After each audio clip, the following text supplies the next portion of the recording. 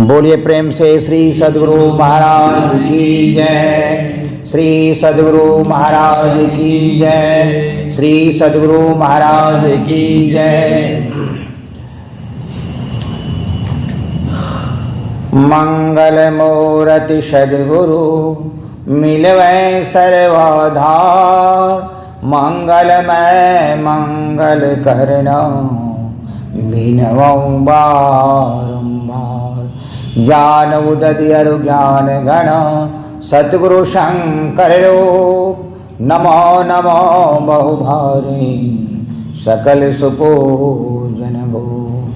प्रातः स्मरणीय अनंत श्री भूषित प्रमराध ब्रह्मलीन महर्षि में ही ब्रह्मश्री महाराज के चरण कमलों में कोटि सा नमन। उनके मस्तिष्क स्वरूप महर्षि संसेवी जी महाराज के चरण कमलों में कोटि सा नमन। उनके हृदय स्वरूप महर्षि साई स्वामी जी महाराज के चरण कमलों में कोटि सा नमन। अन्य महात्मा गणों के चरण कमलों में कोटि सा नमन। यहाँ पधारे हुए जितने भी सत्संगी वृंद को भी चरण कमलों में कोटि सा नमन।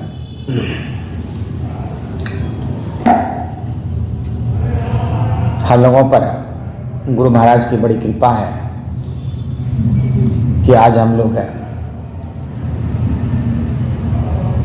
ये मुर्शिदाबाद साप्ताहिक सत्संग में सम्मिलित हुए हैं। और हम लोग भी बड़ा भाग्यशाली हैं कि आज मैनेजर साहब भी हम लोग साथ में हैं।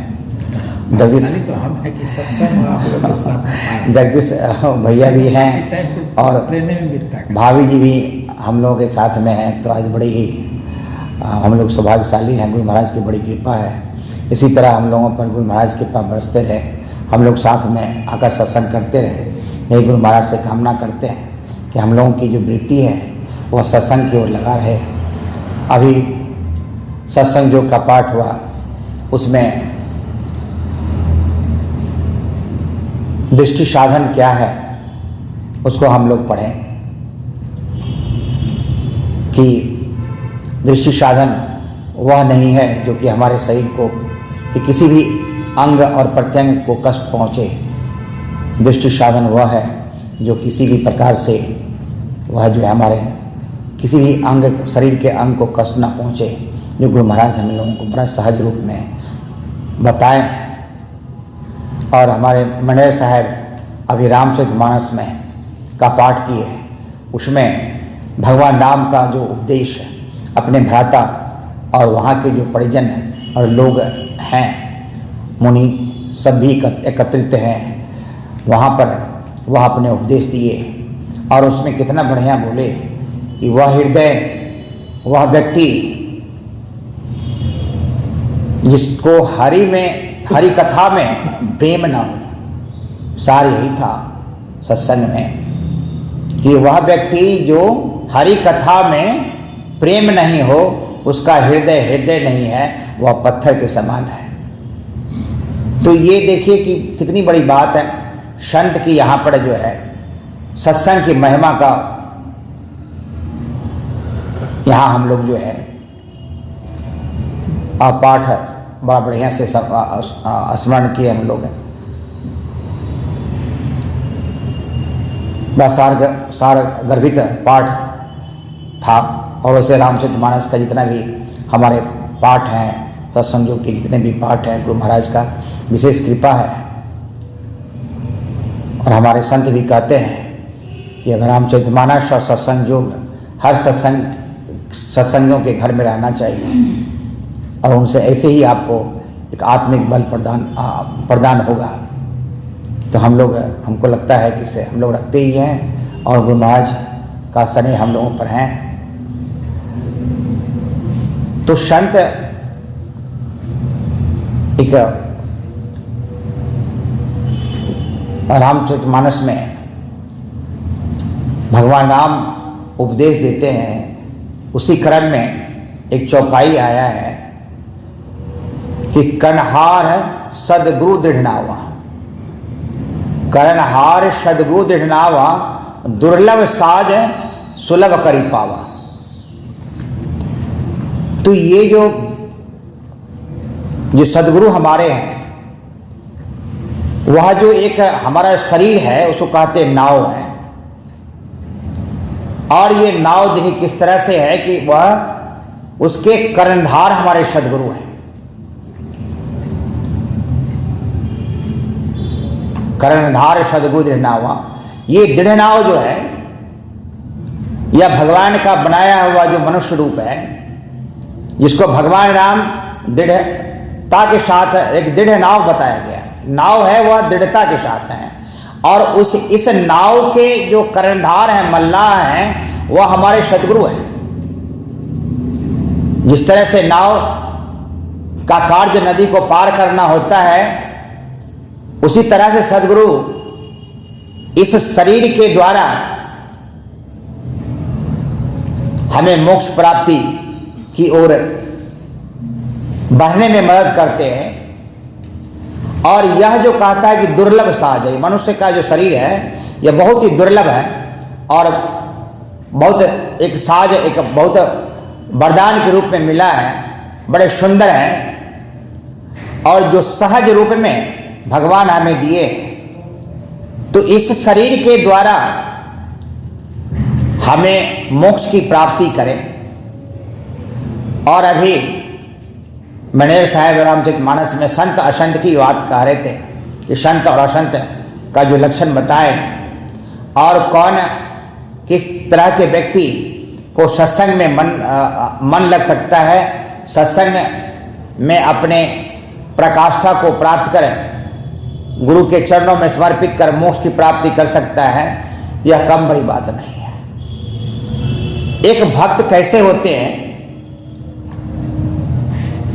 और उसकी भक्ति कैसे होती है, किस तरह के व्यक्ति पर गुरु महाराज की और संतों की कृपा होती है, एक लघु कथा के माध्यम से हम आप लोगों के सामने प्रस्तुत करना चाह रहे हैं। एक बार की बात है कि स्वामी विवेकानंद जी महाराज जब अध्ययन कर रहे थे, जब बचपन में, तो वह एक शिवराम किंकर जी महाराज एक के यहाँ पढ़ने जाया करते थे। और शिवराम किंकर जी महाराज वो पंडित जी थे, पंडित शिवराम किंकर जी महाराज के नाम से जाने जाते थे। उनके वहाँ पढ़ने जाते थे, लेकिन वह बड़े दीनहीन थे। उसको ये समझिए क्या कि उसकी ऐसा दिनचर्या था, उसकी गरीबी ऐसी थी कि उसको एक वक्त का खाना भी मिलता तो बड़ा गुरु महाराज की बड़ी कृपा थी।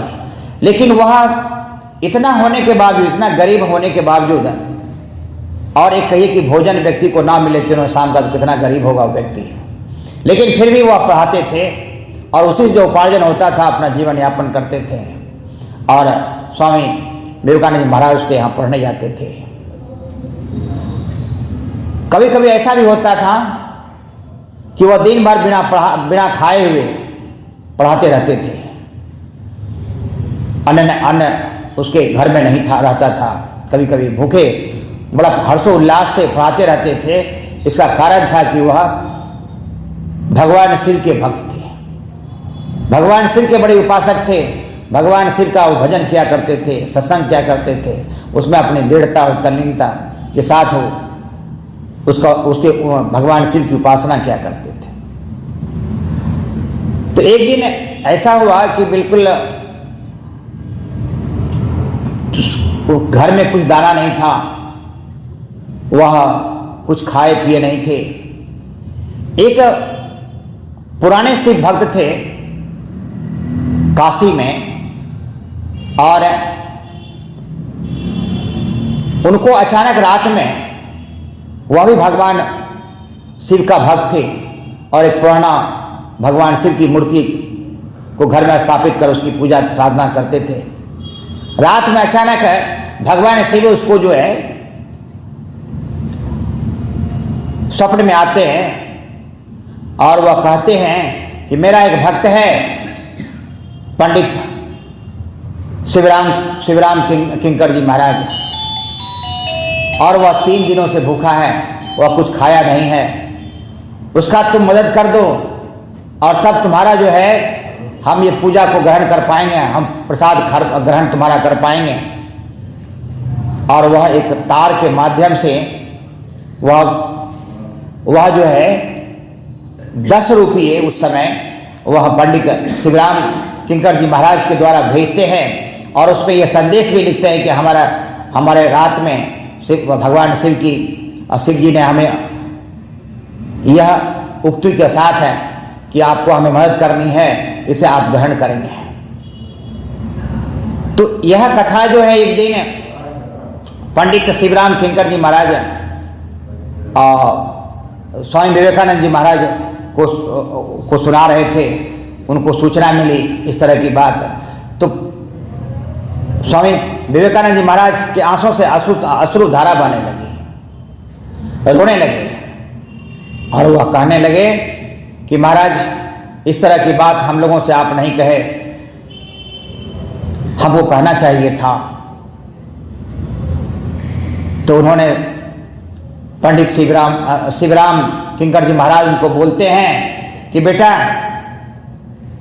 नरेंद्र, उनका नाम बचपन में नरेंद्र कहा करते थे, नरेंद्र, जिस पर पिता परमेश्वर भगवान शिव का आशीर्वाद हो और उनके देखरेख करने वाले वो हो, तो हम अपने पुत्र से क्या मांगेंगे। इसलिए तुम तो हमारे पुत्र हो। जब पिता का ही आशीर्वाद हम पर है, पिता ही हमको सब कुछ देखने वाले हैं, पालनहार और मदद करने वाले हैं, तो हम अपने पुत्रों से क्या मांगेंगे। और बड़े आत्मस्वावलंबन थे। और स्वामी विवेकानंद जी महाराज चुप हो गए कि देखिए कि भगवान जो है कि जो भक्त होते हैं और भगवान किस तरह से मदद करते हैं। और स्वामी विवेकानंद जी महाराज उनके भक्त भी बने और उनके आचरणों पर चलकर कितनी बड़ी ख्याति को प्राप्त किए, ये जग जाहिर है, हम लोगों को कहने की आवश्यकता नहीं है। तो अगर हमारे देश में इसी तरह के संत होते रहे हैं भी और होंगे भी, और ऐसे महान संतों में हमारे सदगुरु महर्षि नहीं परमहंस महाराज भी हैं, जो अपने भक्तों पर जो भक्त उनको स्मरण करते हैं, अपने सब कुछ उन पर न्यौछावर कर चुके हैं, तो वह उन पर दया रहती है, दया करते हैं। और उसी दया के हम लोग जो है वह अनुग्रह प्राप्त है। हमको लगता है नहीं तो यह इस तरह से हम लोग एकत्र होकर के एक राम नाम का कितना बढ़िया, हमारे अभी जितने भी सत्संगी बहने हैं, कितने बढ़िया से भजन है, सुंदर भजन है, भगवान राम की जो है चर्चा और गुरु महाराज की जो गुणगान उस भजनों में और जीवन की सार्थकता उस भजनों में सम्मिलित है, जो कि हमें सत्संग की ओर प्रेरित करता है। तो यह भी एक बहुत बड़ी बात है। और गुरु महाराज की कृपा हम लोगों पर इसी तरह रहे, यही कामना करते हैं। और गुरु महाराज से प्रार्थना करते हैं कि जितने भी सत्संगी भाई बहन हमारे हैं, यहाँ आए हुए हैं, सब पर दया करें और कम से कम इतनी दया करें कि हम लोग भक्ति की ओर अग्रसर हो पाएं और जो भी दुख हैं वह उसको सुख में परिवर्तन करें, हम लोगों का जीवन धन धान्य करें। यही मैं गुरु महाराज से विनती और प्रार्थना करते हैं और सभी भक्तों पर अपनी दया को बरसाते रहें। हे गुरुदेव, यही हम लोगों पर दया करें। इन्हीं शब्दों के साथ मैं अपने वाणी को विराम देता हूँ। बोलिए प्रेम से श्री सद्गुरु महाराज की जय, श्री सद्गुरु महाराज की जय, श्री सद्गुरु महाराज की जय।